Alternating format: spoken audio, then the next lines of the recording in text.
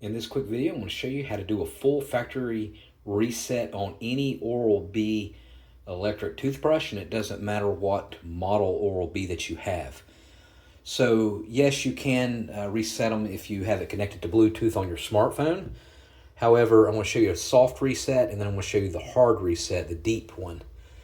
And the soft one is, if you have it on, it's just to hold it for 3 seconds.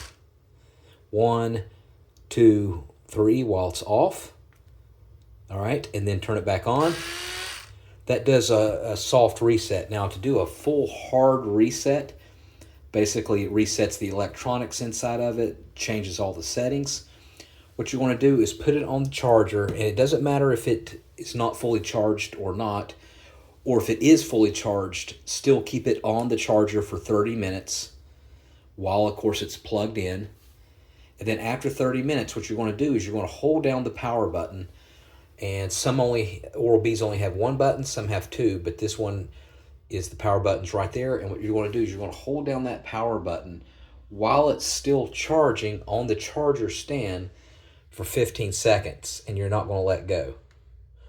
1, 2, 3, 4, 5, 6, 7, 8, 9, 10, 11, 12, 13, 14, 15.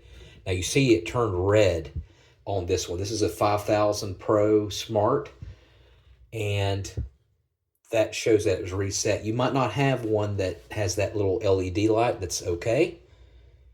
Remove it and then turn it on. And it should be brand new, out of factory reset. All right, if you have any questions, put it in the comment section. Make sure you subscribe and let me know what version Oral-B that you have. Do you have a Pro? Do you have one of these older ones? Let me know.